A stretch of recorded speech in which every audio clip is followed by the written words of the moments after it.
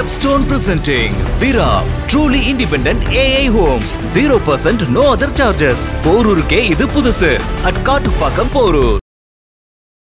இது வெறும் சாதாரண இது வந்து மரணமா நீங்க சொல்றீங்க இல்லையா? அது மரணம் இல்ல, கொலை. இந்த கொலை வந்து ஒரு சமுதாய பிரச்சனை. ரெண்டு ரீசன். நம்ம பார்க்குற விதம் எப்படி பார்க்கணும்னா, இது எப்படி எடுக்கணும்னா, இன்னைக்கு என் பையனுக்கு இன்னைக்கு அந்த பையனுக்கு நடந்து நாளைக்கு என் பையனுக்கு நடக்குமே, என் வீட்டில் இருக்கிற ஆம்பளைங்களுக்கு நடக்குமே, நான் என் கணவனுக்கு நடக்குமா, என் தம்பிக்கு நடக்குமா, என் அண்ணனுக்கு நடக்குமா, என்ன அப்படின்ற ஒரு பயம் அச்சுறுத்தல் இருக்கும் சமுதாயத்துக்குள்ளே இருக்குல்ல. அந்த பயத்தை போக்கிறதுக்கு ஒரு விதமாக நான் பார்க்குறேன் ஒரு தலைவன் இருக்கான்ட்டு. இப்போ விஜய் அவர்கள் விசிட் அடித்ததை வந்து பார்த்தீங்கன்னா எல்லா மக்களுமே வந்து வரவேற்கிறாங்க. இன்னொரு விஷயம், 3ஆம் தேதி சென்னை ராஜரத்னம் ஸ்டேடியம் பக்கத்தில் வந்து மிகப்பெரிய அளவில் ஆர்ப்பாட்டம் நடத்த இருப்பதாக தாவேகா சார்பில் ஒரு அறிக்கையெல்லாம் வெளியிடப்பட்டது. ஏன் தற்போது வந்து ரத்து செய்யப்பட்டிருக்கு, கொஞ்சம் தள்ளி வச்சிருக்காங்க, என்ன காரணம்? முதலமைச்சராக இருந்த எடப்பாடி ஐயா அவர்கள் கீழே வர காவல்துறையை கண்காணிக்க திராணி இல்லாததினால், அருகதை இல்லாததினால் அவரே பொறுப்பெடுத்து பதவி விலக வேண்டும்னு சொன்னவர். காணொலியில் இருக்குது, நான் சொல்ல. முதலமைச்சர் சொன்னது காணொலியில் இருக்குது, சரிங்களா? முதலமைச்சர் காணொலியிலே இருக்குது. அதான் இன்னைக்கு இதே கட்டுப்பாட்டுக்கு அவரோட கட்டுப்பாட்டுக்கு எதுனா வருது. அப்போ இவர் என்ன பண்ணும்? 3 மாதம் முன்னாடி பேசினீங்கன்னா 70% ஓட்டாகும். 2 வருஷத்துக்கு முன்னாடி பேசினீங்கன்னா 85% ஓட்டாக வாய்ப்பு இருக்கும்ல. அப்போ மக்கள் வந்து புரிய வைக்கிறீங்கள, மக்களுக்கு ஒரு அரசியல் அறிவை கொண்டு வரீங்கல்ல. அதற்கு மூல காரணம் யார்? விஜயன் தான். புரிஞ்சுங்க, அவர் டைரக்டாக மட்டும் இல்லை, இன்டைரக்டாகவும் 2 கட்சியும் வேலை செய்ய வைக்கிறார். வருஷ கணக்கில் எம்ப்ளாய்மெண்ட் ஆஃபீஸில் போட்டுட்டு உட்காந்துன்னுக்கிறான் வேலை இல்லாமல். என்னோட கேள்வி என்னென்னா, எம்ப்ளாய்மெண்ட் ஆஃபீஸில் பதிவு பண்ணியிருக்கான்ல, அவனும் இதே வேலைக்கு தானே காத்துட்டு இருக்கிறான். அவனுக்கு ஒன்றால் கொடுக்க முடியல, உடனே இவருக்கு மட்டும் வேலை கொடுக்குற அளவுக்கு இருக்குது. அப்போது அரசாங்கத்தில் வேலைகள் இருக்குது, அந்த வேலைகளுக்கு நீங்கள் ஆள் நிரப்பலன்ற இதுலன்னு காட்டுதா? சிசிடிவி கேமரா ஒர்க் ஆகலை அப்படிங்கிற மாதிரி இந்த ஸ்டேட்மெண்ட். அது எப்படி எப்போ பாரு உங்களுக்கு சிசிடிவி கேமரா ஒர்க் ஆகாது? ஒரு பிரச்சனைனா மட்டும் எப்படி சிசிடிவி கேமரா ஒர்க்கே ஆகாது? அன்னைக்கு ஒர்க் ஆகாமல் போயிடுது. அதுதான் எப்படின்ற.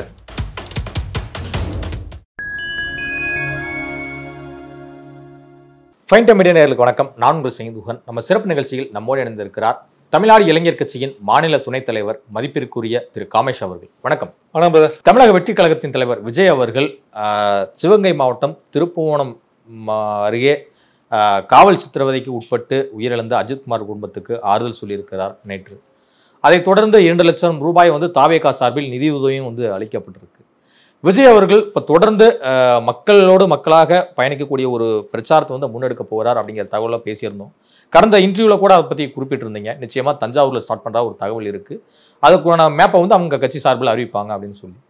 தற்போது அதுக்கு முன்பாகவே மக்கள் பயண திட்டத்தை வந்து தொடங்கி விட்டாரா? இது வந்து மக்கள் பயண திட்டம்லாம் கிடையாது.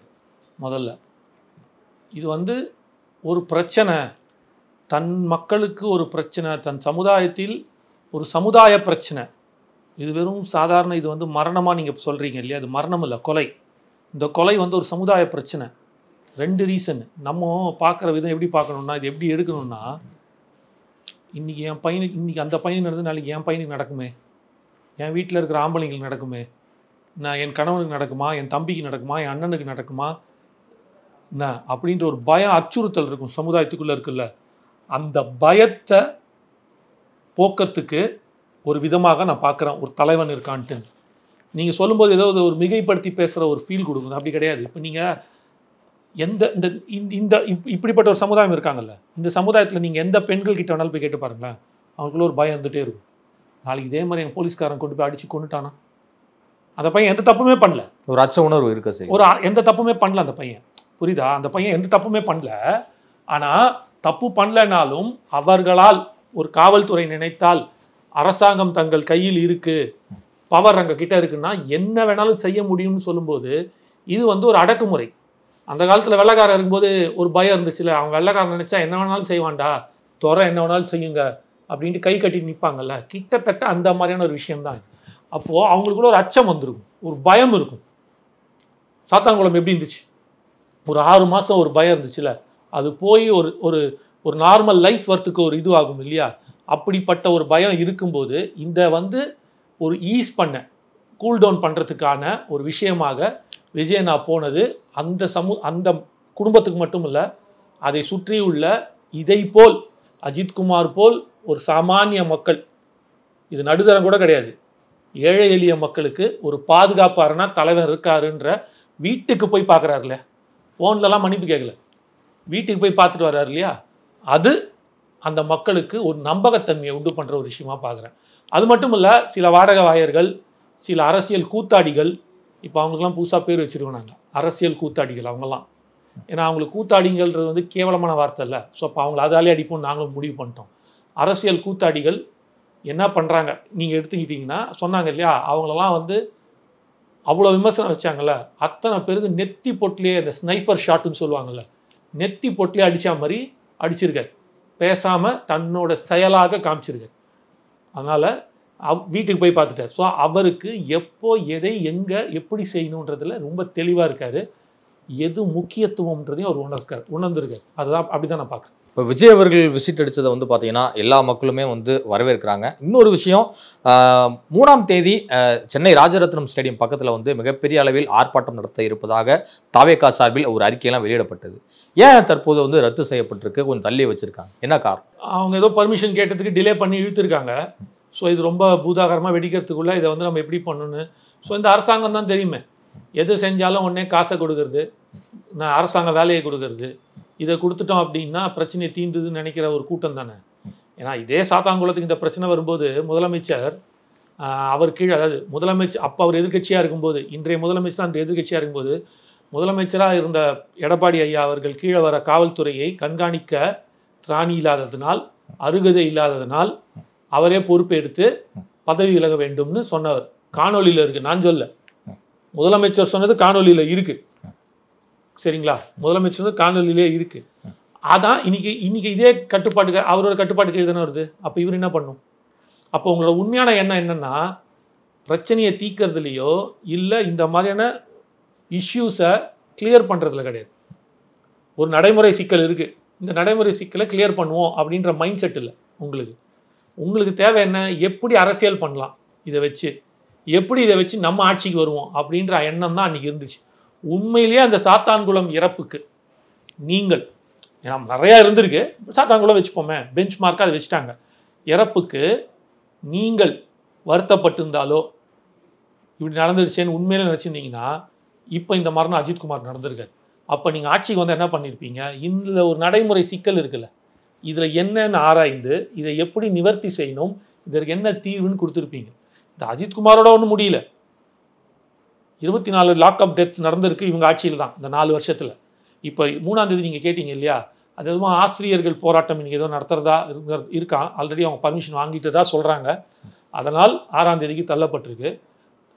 இந்த உடனே இவங்க என்ன நினச்சிட்டாங்கன்னா, எவ்வளோ தள்ளி போடுறோமோ அந்த அளவுக்கு வீரியம் குறைஞ்சிரும் இதோட இது. ஏன்னா அவருக்கு அரசு பணம் கொடுத்தாச்சு, 5 லட்ச ரூபா பணம் கொடுத்தாச்சு, அரசு உத்தியோகம் ஏதோ ஒரு கூட்டுறவு வங்கியில் கூட்டுறவு பால் இதில் ஏதோ கொடுத்துருக்காங்க.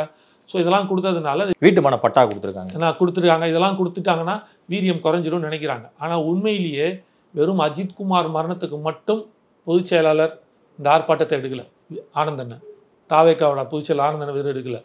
இது வரைக்கும் நடந்த 24 கொலைகளுக்கு ஒரு வெள்ளரிக்கை கேட்குறாரு. இனி இது நடக்காமல் இருக்கிறதுக்கு கண்டிப்பாக எனக்கு தெரிஞ்சு அவங்க சைடில் ஏதாவது ஒரு கோரிக்கை வைப்பாங்க, இப்படி செயல்முறைப்படுத்தணும்னு சொல்லி ஒரு கோரிக்கை வைக்கலாம், இல்லை என்ன நடவடிக்கை எடுக்க போறீங்கன்னு கேட்கலாம், இல்லை இவங்களே ஒரு கோரிக்கையும் வைக்கலாம். ஏன்னா இவங்களுக்கு தான் தெரியல என்ன பண்ணுறதுன்னு தெரியாமல் மண்டே சிபிஐ வந்து மாற்றி இல்லை வர அதுதான், அது வெறும் சிபிசிஐடியிலேருந்து சிபிஐக்கு மாற்றுறது மட்டும் இல்லாமல் அதாவது வந்து உயர்நீதிமன்றமே இதை டைரெக்டாக எடுத்து செய்யணுன்ற மாதிரி ஒன்று கேட்டிருக்காங்க, ஒரு வெள்ளரிக்கை ஒன்று கேட்டிருக்காங்க, 24 பேர் இறந்துக்கு.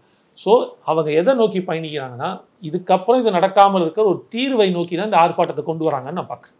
ஓகே, அதனால நடக்க போகிற 6ஆம் தேதி நடக்க போகிற ஆர்ப்பாட்டமும் மிக சிறப்பாக வெற்றிகரமான ஆர்ப்பாட்டமாக தான் இருக்க போகுது. அஜித்குமார் அவர்கள் வீட்டுக்கு விஜய் அவர்கள் உடனடியாக சென்றது போல இனி வரக்கூடிய அடுத்தடுத்த நிகழ்வுகளுக்கும் நிச்சயமாக விஜய் அவர்கள் களத்தில் நேரடியாக மக்களை சந்திக்க தான். எப்படி அடுத்தடுத்து இதே மாதிரி அடிச்சு கொலை பண்ணுவாங்க, ஒவ்வொருத்தர் வீட்டுக்காக போயிட்டு ஏழு வீட்டுக்கு போகணுன்றீங்களா? நான் சொல்றது வந்து நிகழ்வு சொல்றது. அப்படிதான் நிகழ்வுனா என்ன? நிகழ்வு தமிழ்நாட்டில் மக்களாக பேசக்கூடிய ஒரு இன்டராக்ஷன் ஏற்படுத்தி வரான்னு நான் கேட்கறேன். அதுதான் சொல்றேன். இப்போ அதை மாற்றத்துக்கு மடை மாற்றத்துக்கும் அதனால தான் நீங்க சிஎம் அவரே இறங்கியிருக்காரு, வீடு வீடா போறாரு. காத்தால நியூஸ் பார்த்துட்டு தான் வர ஓரணியில் தமிழ்நாடுன்னு சொல்லிட்டு ஆழ்வார்பேட்டில் போயிட்டு அவர் உட்காந்துக்கிட்டு பிரச்சாரம் பண்றாரு. அப்போ கொள்கை சார்ந்த அத்தனை பேர் ஒன்னா இருக்கணும் அப்படிங்கிறது. அதுதான் இப்போ அது என்ன காட்டணும்னா இன்னைக்கு அதுதான் டிபேட்டா மாறப்போகுது.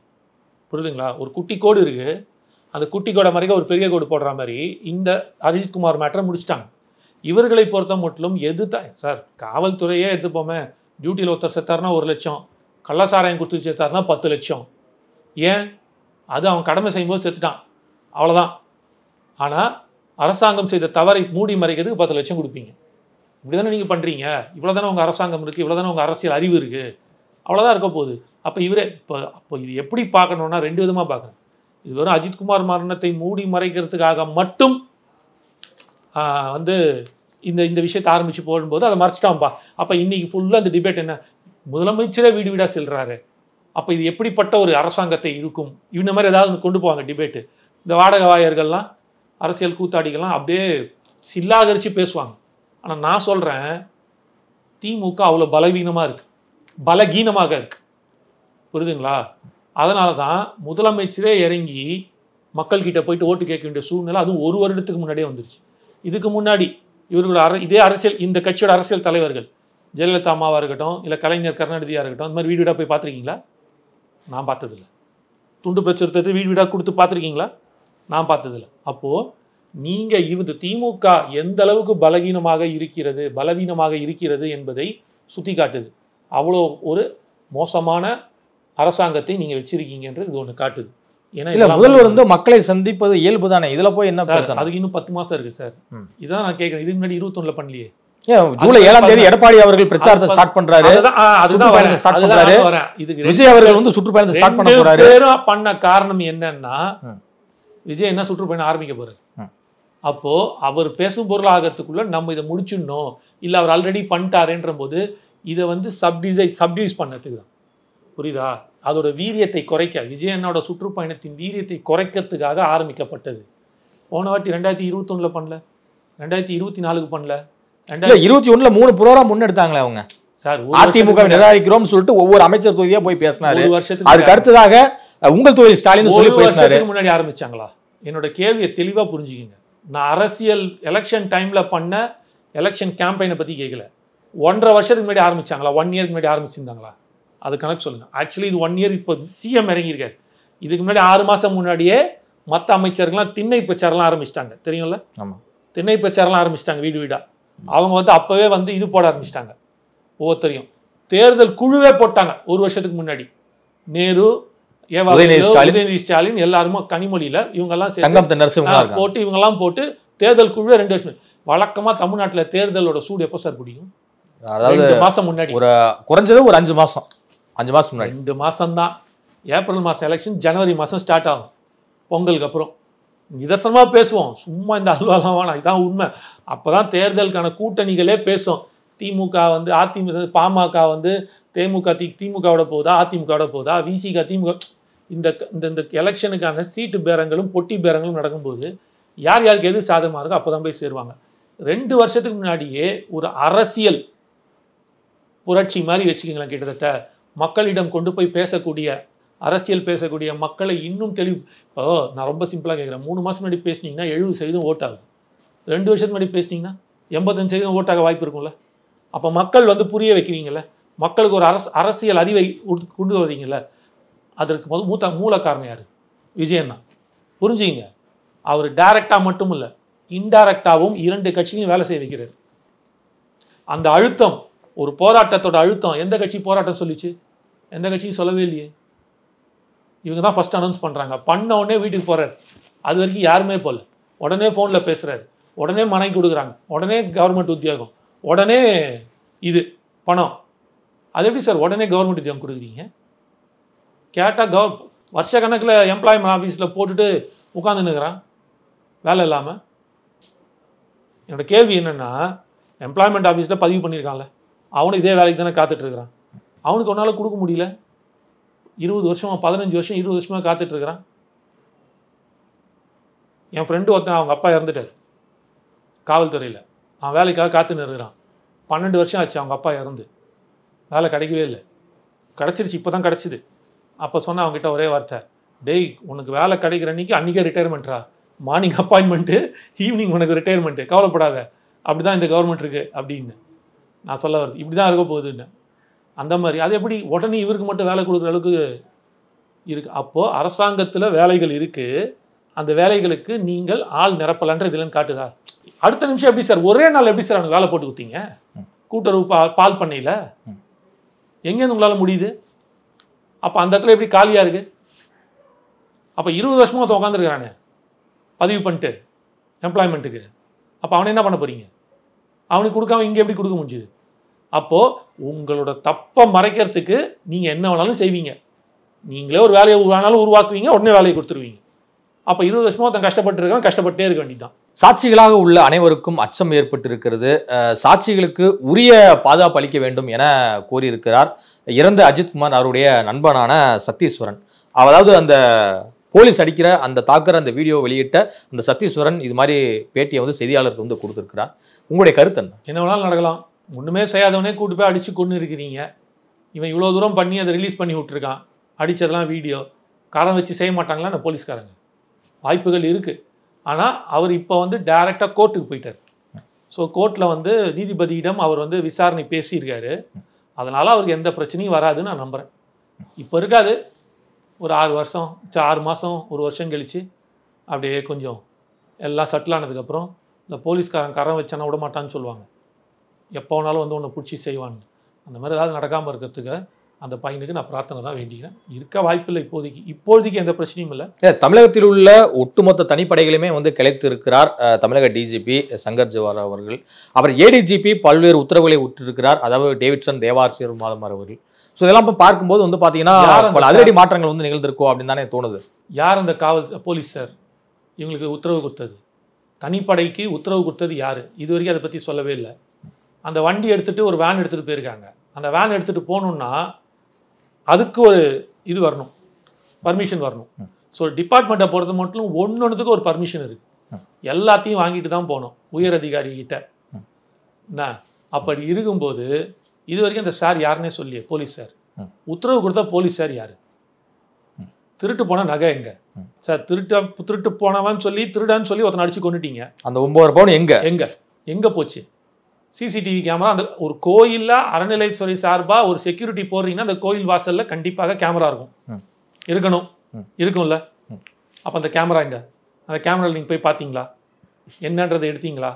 முதல்ல திருட்டு போன நகை எங்க சார்? முதல்ல நகை சிசிடிவி கேமரா ஒர்க் ஆகல அப்படிங்கிற மாதிரி இந்த ஸ்டேட்மெண்ட். அது எப்படி எப்போ பாரு உங்களுக்கு சிசிடிவி கேமரா ஒர்க் ஆகாது? ஒரு பிரச்சனைனா மட்டும் எப்படி சிசிடிவி கேமரா ஒர்க்கே ஆகாது?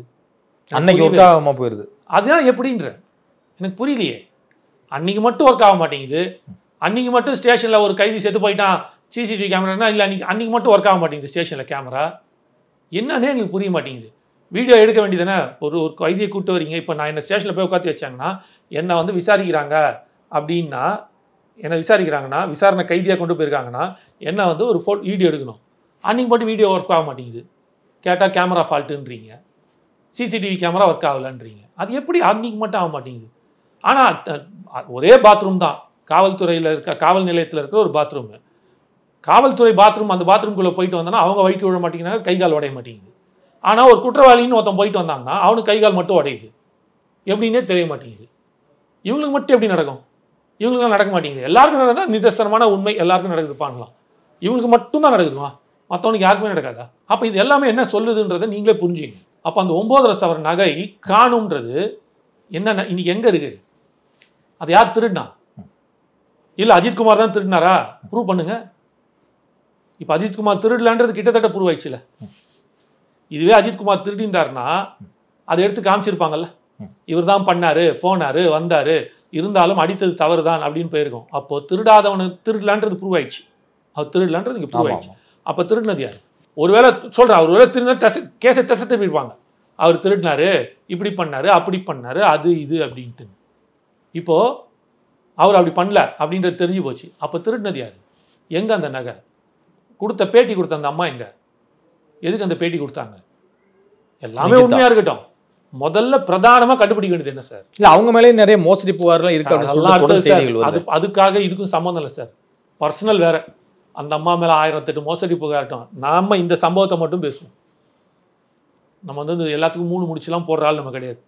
முடிச்சு போடுறாள் இதுக்கு அதுக்கு இதுக்கு முடிச்சு போடுறாள். என்னோட கேள்வி ரொம்ப சிம்பிள். இந்த பிரச்சனைக்கு ஒருவரை கொலை செய்து விட்டீர்கள். அப்போ அந்த நகை எங்க? திருடினவன் யார்? யார் திருடினா? போலீஸ் விசாரிக்கும்ல. அதை தானே சார் ஃபஸ்ட்டு பண்ணணும். நீங்கள் அதுதானே சார் நீங்கள் ஃபஸ்ட்டு பண்ணணும். அதை விட்டுட்டு இவங்க ஏன் சார் போய் அடித்து கொன்னீங்க? இப்போ புரியுதா நான் எதுக்கு எங்கே வரேன்னு? இந்த பதில் உங்ககிட்ட வரணும் தான் நான் வெயிட்டிங். இப்போ புரிஞ்சுக்குங்க. அப்போ பிரதானமான ஒரு விஷயம் இருக்குது, அந்த விஷயத்தை விட்டுட்டீங்க. என்ன தேவையில்லாமல் ஒருத்தனை கொண்டு போய் அடித்து கொண்டு இருக்கிறீங்க. ஏன் இதை செஞ்சுருக்கீங்க அப்படின்னா மேலே இடத்துலேருந்து உங்களுக்கு ப்ரெஷர். யாரோ ஒரு அதிகாரி, இப்போ நீங்கள் சொன்னீங்களே சில பேர்லாம், அதில் ஒரு அதிகாரி அவரே டைரெக்டாக பேசியிருக்கிறார். அப்போ காவல் அதிகாரி சொல்லும்போது அவருக்கு யாரோ ஒரு அழுத்தம் கொடுத்துருக்குறாங்க. அதனால் இவர் அழுத்தம் கொடுக்க, இவர் அங்கே அழுத்தம் கொடுக்க, அவர் இந்த மாதிரி செஞ்சுருக்கிறாங்க. அப்போ இந்த அரசாங்கம் சாதாரண பாமர மக்களுக்கும் ஏழை மக்களுக்கும் கிடையாது. அதிகார பலம் உள்ள மக்களுக்கு மட்டும்தான் இந்த அரசாங்கம் வேலை செய்கிறது அப்படின்னு சொல்லி. சார் இப்போது ஒன்றும் சிம்பிள் சார், என்னோடய செயின் ஒரு 10 பவுன் செயின் காணும், உங்கள் செயின் காணும், நீங்கள் போய் போலீஸ் ஸ்டேஷனுக்கு கம்ப்ளைண்ட் கொடுங்க. எத்தனை நாளில் கிடைக்கும்னு நினைக்கிறீங்க? முதல்ல கிடைக்குமானே தெரியாது. புரியுதா? வாய்ப்பில்லை. அப்படியா? வாய்ப்பில்லை ராஜா, வாய்ப்பில்லைன்னு அனுப்பிச்சி விட்ருவானுங்க, சொல்லி அனுப்புகிறேன்னு. இல்லை உங்களை போட்டு அலக்கழிக்கிறதுலே விட்டுருவோம். 1 வருஷம் ஆனாலும் கிடைக்காது. உங்களை மாதிரி எங்களை மாதிரி. இதுவே ஒரு அரசாங்க உத்தியோகத்திலோ ஒரு பதவியிலையோ ஒரு பவரில் இருக்கிறவன் யாராவது ஒருத்தன்னா அடுத்து 24 நேரத்தில் சீன வீட்டுக்கு வரும். அதுதான் சொல்ல வரேன். இந்த அரசாங்கம் மக்களுக்கான அரசாங்கம் இல்லை, அவர்களுக்காக மட்டுமே இருக்கிற அரசாங்கம்னு சொல்ல வரேன். சிவகாசியில் நடந்த பட்டாசு ஆலை விபத்தில் வந்து கிட்டத்தட்ட ஒரு 8 பேர் உயிரிழந்திருக்காங்க. 5 பேர் படுகாயமடைந்து மருத்துவமனையில் சிகிச்சை பெற்று வராங்க. கிட்டத்தட்ட ரொம்பவே மோசமான ஒரு கண்டிஷனில் தான் அவங்களும் வந்து இருக்காங்க. தொடர்ந்து இது மாதிரியான பட்டாசு ஆலை விபத்துகள் வந்து அப்பப்போ நடந்து வந்துகிட்டே தான் வந்து இருக்கு. இதை தடுப்பதற்கு என்னதான் வழின்னு நினைக்கிறீங்க உங்கள் பார்வையில்? திமுகவோட தேர்தல் வாக்குறுதி 143 நினைக்கிறேன், எனக்கு சரியான ஞாபகம் இல்லை. அதில் அவங்க கொடுத்தது என்ன அப்படின்னா, சென்ற முறை அதிமுக ஆட்சியில் கிட்டத்தட்ட பல ஆயிரம் உயிர்கள் இறந்ததற்கு அதிமுக ஆட்சி எந்தவித நடவடிக்கையும் எடுக்கவில்லை, அவர்களுக்கு திறம்பட இது செய்யவில்லை. நாங்கள் வந்தால் 142 தான் நினைக்கிறேன், 142 143 எனக்கு அது தெரியல. பட் அவங்க சொல்லியிருக்கிற தேர்தல் வாக்குறுதியில், நாங்கள் வந்தால் இந்த பட்டாசு ஆலைகளில் இது போன்ற விபத்துகள் நேராமல், தீ காயங்களால் உயிரிழப்புகள் நேராமல் இருக்க இதை எல்லாத்தையும் செய்வோம் சொல்லிட்டு ஒரு பெரிய லிஸ்ட்டு கொடுத்துருக்குறாங்க. ஒன்று கூட செய்யலை. அந்த 8 உயிர் செத்ததுக்கு அவங்க பண்ண விஷயம் என்ன தெரியுமா? 8 லட்ச ரூபா பணம் அந்த குடும்பத்துக்கு கொடுத்து, எஸ்பி தலைமையில், அந்த எஸ்பி வேற பார்த்தீங்களா வீடியோவில், இப்படிலாம் பேசினா வேற மாதிரி ஆகிடும் உனக்குன்னு மிரட்டியிருக்காரு. இந்த செத்த மக்களோட ஒரு ஆதங்கத்தில் வந்து உட்கார்ந்துட்டு இருக்கிறாங்க. அவங்க வந்து போராட்டம் பண்ணுறாங்க, ஆர்ப்பாட்டம் பண்ணுறாங்க, நியாயம் கேட்டு உட்கார்ந்துருக்கிறாங்க. அந்த எஸ்பி வந்து பேசி பார்க்குறாரு. அந்த கோபத்தில் அந்த மக்கள் இருக்காங்க. அந்த எஸ்பியால், விருதுநகர் மாவட்ட எஸ்பியால் பேசும்போது ஒரு டைமில் அவர், இந்த மாதிரிலாம் நீங்கள் பண்ணிங்கன்னா நடக்கிறதே வேறு மாதிரி ஆகிடுவீங்க நீங்கள் எல்லோரும் அப்படின்னு மிரட்டுற தொனியில் பேசுகிறார். ஆனால் கடைசியில் 8 லட்ச ரூபா பணத்தை கொடுத்து செட்டில் பண்ணிட்டாங்க. அப்போது ஒரு உயிரோட விலை வெறும் 8 லட்சம். இன்றைக்கி இதை விட நீங்கள் பொண்ணே கேட்பாங்க, செத்து போனே வாங்கி போட்டான் உனக்கு என்னையான்னு கேட்பேன். இப்போ நாளைக்கு நான் போய் இந்த சண்டை போட்டேன்னு வச்சிங்களேன், போலீஸ்கார செத்து போனே வாங்கி போட்டான் உனக்கு என்னையா அப்படிம்பாங்க. நம்ம பார்க்க வேண்டியது என்ன தெரியுமா? தன் குடும்பத்தில் இருக்கும் தங்கையோ அம்மாவோ அப்பாவோ அண்ணனோ தம்பியோ கணவனோ யாரோ ஒரு குடும்பத்தில் இருக்கிற ஒருத்தர் இறந்துருக்கான். 8 லட்ச ரூபாய்க்கு கிட்டத்தட்ட சமரம் சாராங்கன்னா அந்த குடும்பத்தோட ஏழ்மை நிலையை பாருங்கள் சார். 80 லட்ச ரூபா கொடுத்தா கூட என் குடும்பத்தில் இருக்கிற ஒருத்தனை நான் விட்டு கொடுக்க மாட்டேன் சார், உயிரை ஒத்துக்க மாட்டேன் சார். ஆனால் வெறும் 8 லட்ச ரூபாய்க்கு அவங்க ஒத்துக்க ஒரு சூழ்நிலை வந்துருச்சுன்னா அப்போ அந்த குடும்பத்தோட ஏழ்மை நிலைமை என்ன மோசமாக இருக்குன்னு பாருங்க. இதுதான் 50 வருட திராவிட அரசியலின் மிகப்பெரிய படைப்பு. அதாவது தமிழகத்தையே வளர்த்து உட்காந்து வச்சுருக்கோம், இது போல் தமிழகம் இல்லை, எங்கு போல் தமிழகம் போல் உலகில் எந்த மாநிலமும் இல்லைன்னு சொல்கிறாங்கல்ல. இந்த லட்சத்திரம் தன் 8 லட்ச ரூபாய்க்காக பண்ணிட்டானா அப்போ அவனோட நிலைமை எவ்வளோ ஏழ்மையாக இருக்குது. அவனுக்கு அந்த 8 லட்சம்ன்றது வந்து ஏதோ 8 கோடி மாரி இருக்குது, 80 கோடி மாரி இருக்கு. அவனுக்கு வறுமையின் பிடியில் தான் இன்னும் அந்த பகுதி மக்கள் வாழ்றாங்க. அதுதானே காட்டுது உங்களுக்கு. வேற என்ன காட்டுது? வேற என்ன சார் காட்டுது இதில்? இல்லை, ஒரு உயிரும் 8 லட்சம் ஒன்றான்னு கேட்க, அதுதான் என்னோட கேள்வி. இதுக்கு பதில் சொல்லுங்கள். இப்போ நான் என்ன கேட்குறேன், ரொம்ப சிம்பிளாக, ஒரு டிஎஸ்பி 50 லட்ச ரூபா பேரம் பேசியிருக்காரு. சரி, தமிழ்நாடு அரசு அவரோட காவல் நிலையத்தில் இருக்க அமைச்சர் வந்து ஒரு கவர்மெண்ட் உத்தியோகம் கொடுத்துட்டீங்க, 5 லட்ச ரூபா அஜித்குமார் கொடுத்துட்டீங்க. நான் உங்களுக்கு 5 கோடி தரேன், 50 கோடி தரேன், எனக்கு அஜித்குமார் உயிரை திருப்பி கொடுங்க. இப்போ 8 லட்ச ரூபா கொடுத்து இந்த சிவகாசி நீங்கள் கேட்டிங்களா, 8 பேர் உயிருக்கு 8 லட்ச ரூபா கொடுத்துட்டீங்க, நான் 80 லட்ச ரூபா தரேன். 10 மடங்கு ஜாஸ்தி தரேன், எனக்கு அந்த உயிரை திருப்பி கொடுங்க. திருப்பி கொடுங்க. முடியுமா? 80 கோடி கொடுத்தா கூட முடியுமா? அப்போ உங்களுக்கு அதை தான் சொல்ல வரல. அப்போ இந்த 8 லட்சத்துக்கே இவங்க காம்ப்ரமைஸ் ஆயிட்டாங்க மக்கள்னா, அவர்களோட வாழ்வாதாரம் எவ்வளவு அடிமட்டத்தில் இருக்குன்றத பாருங்க சார். அவனுக்கு ஒரு நாள் சம்பளமே 250 ரூபா 300 ரூபா தான் சார். அவன் என்ன சார் வாழ்வான் அதை வச்சுக்கிட்டு? அவனாலும் அவ்வளோதான். அந்த 8 லட்சம்ன்றது அவனுக்கு வந்து அதான் சொல்கிறேனே, அது கோயில் மாதிரி பார்ப்பான், ஐயோ அப்படின்ட்டு. பாவமாக இருக்குது. அடிப்படையாக அவ்வளோ பிரச்சனைகள் இருக்குது. இங்கே பிரச்சனை வந்து வெறும் பணம் இல்லை, தீர்வு என்ன? ஒரு வருடத்துக்கு 300-400 பேர் செத்துட்டு இருக்கிறான். ஒரு நாளைக்கு ஒருத்தர் ஆவரேஜாக ஒரு நாளைக்கு ஒருத்தன் சாகுறான் பட்டாசு தொழிற்சாலையால். கிட்டத்தட்ட அந்த கணக்கு நாங்கள் ஆர்டிஐ போட்டிருக்கோம். அடுத்த வரை அந்த ஆர்டிஐயோட நான் பேசுகிறேன். ரொம்ப நாள் வேலை பார்த்தாலும் இந்த கந்தகம்லாம் மூச்சு குழாயில் அதெல்லாம் அப்புறம் நான் அதுக்குள்ளே வரவே இல்லை. அது வேறு டிபார்ட்மெண்ட். நான் தான் ஆர்டிஐ போட்டு எடுத்துகிட்டு வரேன்னு சொல்கிறேன்ல. ஓகே, அது கண்டிப்பாக ஒரு நாள் பேசுவோம். ஒரு நாள் நம்ம அதை பேசுவோம். பட்டாசு தொழிற்சாலை இருக்கிற பிரச்சனைகள், மக்கள் படும் அவதிகள், எவ்வளோ ஒரு சுற்றுச்சூழல் கேடுகளுக்காக செஞ்சு கொண்டு இருக்கிறாங்க பட்டாசு தொழிற்சாலையில் நான் சொல்ல. அதனால் நடக்கிற பிரச்சனைகளை நான் சொல்லிட்டு இருக்கிறேன். புரியுதுங்களா? பட்டாசு தொழிற்சாலையை எடுத்துட்டோ தீப்பெட்டி தொழிலை எடுத்துட்டிங்கன்னா ஒட்டு மொத்தமாக ஒரு 5 லட்சம் குடும்பம் அவுட்டு. அவங்க வாழ்வாதாரமே க்ளோஸ் ஆகிடும். நான் அதை பற்றி பேச வரல, அது தனி. பட்டாசு தொழிற்சாலையும் வேணும், ஆனால் அவங்க வாழ்வாதாரமும் பாதிக்கக்கூடாது, சுற்றுச்சூழலும் பாதிக்கக்கூடாது, எல்லாமே சேர்ந்துருக்கு. இது ஒரு நாள் நம்ம கண்டிப்பாக பேசுவோம். ஆனால் இப்போ இருக்கிற சூழ்நிலையை பாருங்கள், என்ன தீர்வு கொடுத்துருக்கீங்க தான் என்னோட கேள்வி. தொடர்ந்து செத்துட்டே தானே இருக்கான். இதுக்கு உங்கள் தீர்வே இல்லையே. காசை கொடுத்து காம்ப்ரமைஸ் பண்ணிகிட்டே இருக்கீங்க. இவ்வளோதான் உங்களோட அரசாங்கமா அப்படின்னு தான் எங்களோட கேள்வி. 6ஆம் தேதி நடக்கக்கூடிய தமிழக வெற்றி கழகத்தின் சார்பில் நடத்தப்படும் அஜித்குமார் மரணத்துக்கு நீதி கேட்டு நடத்தக்கூடிய ஆர்ப்பாட்டத்தில் விஜய் அவர்களும் பங்கேற்க வாய்ப்பு இருக்கா? தெரியல சார், இருக்க வாய்ப்புகள் ரொம்ப கம்மி. ஏன்னா அவர் நேர்லேயே போய் பார்த்துட்டு வந்துட்டார். அவர் அனிதா மரணத்துக்கு போயிருக்காரு, தூத்துக்குடி 13 பேர் இறந்ததுக்கும் போயிருக்காரு, கள்ளக்குறிச்சிக்கும் போயிருக்காரு. அவர் அந்த மரணத்தில் ஒரு துக்கம் இருக்குல்ல, ஒரு சோகம் இருக்குல்ல, அதை தன்னோட இணைச்சிக்கிறார். தன் வீட்டில் நடந்தால் எப்படி இருக்கும் அப்படின்றத உணர்ந்து பண்ணுறார். இவர் ஒரு தீர்வு அரசியலை நோக்கி பயணிக்கிறவர். இது வெறும் இந்த ஆர்ப்பாட்டத்தை செய்கிறதுனாலையோ இந்த போராட்டம் செய்கிறதுனாலையோ மட்டும் இது தீர்வு இல்லைன்றத அவர் உணர்றார். ஆனால் ஆர்ப்பாட்டத்தையும் போராட்டத்தையும் கொச்சைப்படுத்தலை. தார்மீக ஒரு ஜனநாயக எதிர்ப்பை காட்டுறோன்றதுல இருக்கார். ஆனால் அவரோட எதிர்ப்பு எப்படி இருக்கணும்னு எதிர்பார்க்குறாருன்னா, மக்கள் மாறணும், இந்த 2 திருட்டு திராவிட அரசியலையும் தூக்கி எறியணும். உங்களுக்காக வந்து நிற்கிறாரு, நானே இதை எடுத்து வைக்கிறேன். அவரோட எண்ணம் இது மாறணுன்றாரு. அப்போ இது மாறணும்னா மக்கள் என்ன செய்யணும்னா, இந்த 2 திருட்டு திராவிட அரசியலை தூக்கி வெளியில் எறியணும். இவ்வளோ நாள் உங்களுக்கு வேறு வழி இல்லை. இவனை விட்டா அவன், அவனை விட்டா இவன், பிசாசு விட்டா பேய், பேய் விட்டா பிசாசுன்னு இருந்தீங்களே. இது இல்லாமல் உங்களுக்காக ஒரு தலைவனாக தியாகமாக தூக்கி போட்டு எல்லாத்தையும் தூக்கி போட்டு தியாகம் செஞ்சுட்டு வந்திருக்காருல, அவருக்கு நீங்கள் வாய்ப்பு அளிச்சிங்கன்னா, அவரை 26 ஜெயிக்க வச்சிங்க அப்படின்னா உங்களோட எல்லா பிரச்சனையும் தீரும். இல்லைனா எத்தனை போராட்டம் பண்ணாலும் அந்த போராட்டம் ஒன்றும் அன்னைக்கு ஒரு நாள் பேசும் பொருளாகவே மாறும். கடைசி வரைக்கும் இந்த மக்கள் கஷ்டத்தில் தான் இருப்பாங்க. இதுவரை உங்கள் பல்வேறு கருத்துக்களோடு பண்ண நன்றி சார். நன்றி பிரதர்.